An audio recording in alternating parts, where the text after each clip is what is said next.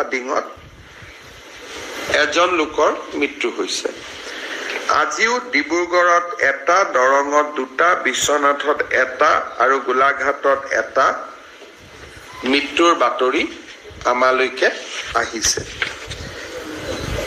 বানপানীৰ সময়ত NDRFৰ কেইবাটাও বেটেলিয়নে ইয়াতে কাম কৰি আছে, SDRFেও কাম কৰি আছে আৰু য'ত য'ত প্ৰয়োজন, বিশেষকৈ কেইদিনমান আগতে জোনাই আৰু ডিব্ৰুগড়ত আমি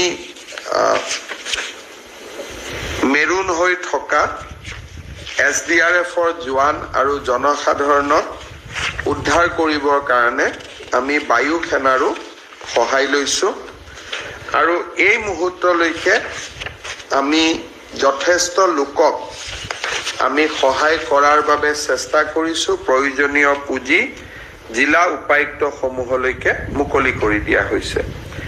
এই সময়লৈকে আমি প্ৰায় 19,000 মেট্ৰিক টন চাউল ৰিলিফ বা ৰিহেবিলিটেশ্যনৰ কাৰণে আমি ৰাইজৰ মাজলৈ উলিয়াই দিবলৈ সক্ষম হৈছোঁ।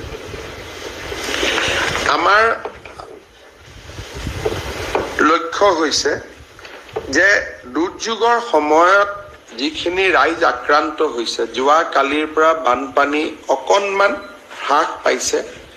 আমি আশা কৰিব পাৰোঁ যে নতুনকৈ যদি বৰষুণ নহয়, দ্বিতীয় ৱেভটোৰ যিটো প্ৰভাৱ সি অহা দুদিনৰ ভিতৰত নিৰাময় হ'ব। কিন্তু আগৰ অভিজ্ঞতা মতে জুলাই মাহত থাৰ্ড ৱেভ এটাও আহে। আগত আমি first wave, second wave, third wave তিনিওটা ৱেভ সম্পূৰ্ণ হোৱাৰ পিছত আমি ডেমেজ এছেছমেণ্ট কৰিছিলোঁ। কিন্তু আজি আমি কেবিনেটত নিৰ্ণয় ল'লোঁ যে ফাৰ্ষ্ট, ছেকেণ্ড, থাৰ্ড যিমানটাই ৱেভ নহওক কিয় 15 আগষ্টৰ আগতে আমি ৰাইজক যি ধৰণে পাৰোঁ ক্ষতিগ্ৰস্ত ঘৰৰ বাবে, পশুধনৰ বাবে, য'ত যেনেকৈ আমি যি ধৰণে ৰাইজক পাৰোঁ আমি সহায় কৰিম। আৰু সেই উদ্দেশ্যে বিষয়াসকলক সচেতন কৰিবৰ বাবে, চেন্সিটাইজ কৰিবৰ কাৰণে আমাৰ কেইবাজনো মন্ত্ৰী অহা কালিৰ পৰা বিভিন্ন জিলাত 3 দিনৰ কাৰণে বাহৰ কৰিব।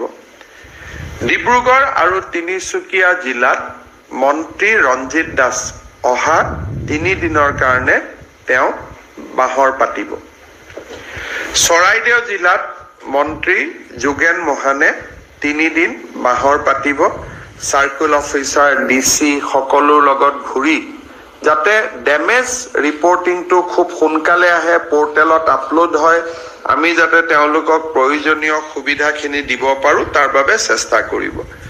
শিৱসাগৰ আৰু যোৰহাট জিলাত মন্ত্ৰী বিমল বৰা অহা 3 দিনৰ বাবে বাহৰ পাতিব। ধেমাজি আৰু লখিমপুৰ জিলাত ডক্টৰ ৰণোজ পেগুৱে বাহৰ পাতিব। বিশ্বনাথ, শোণিতপুৰ আৰু দৰং জিলাত অহা 3 দিনৰ বাবে মন্ত্ৰী পীযুষ হাজৰিকা বাহৰ পাতিব। গোলাঘাট জিলাত অজন্তা নেওগ তেওঁ 3 দিনৰ বাবে বাহৰ পাতিব। নগাঁও আৰু মৰিগাঁও জিলাত মন্ত্ৰী অতুল বৰাই বাহৰ পাতিব। মাজুলীত অহা 3 দিনৰ বাবে মন্ত্ৰী জয়ন্ত মল্ল বৰুৱাই বাহৰ পাতিব আৰু ওদালগুৰিত নন্দিতা গাৰ্লোচাত বাহৰ পাতিব। বৰাক উপত্যকাত বানপানীৰ ক্ষতিৰ বুজ ল'বলৈ আমাৰ মন্ত্ৰীসভাৰ দল এটা অহা সপ্তাহত বৰাক উপত্যকালৈ যাব আৰু ময়ো এই মাহত 3-4 দিনৰ এটা দীঘলীয়া কাৰ্যসূচী লৈ বৰাক উপত্যকালৈকে যাম, যাতে তাৰো জনসাধাৰণক আমি 15 আগষ্টৰ আগতে সহায় কৰিব পাৰোঁ। মন্ত্ৰীসকলৰ উপৰিও মই নিজেও বান ক্ষতিগ্ৰস্ত জিলাখিনিত যাবৰ বাবে চেষ্টা কৰিম। অহাকালি মাজুলী আৰু পৰহি ডিব্ৰুগড় জিলা মই নিজেও ভ্ৰমণ কৰিম।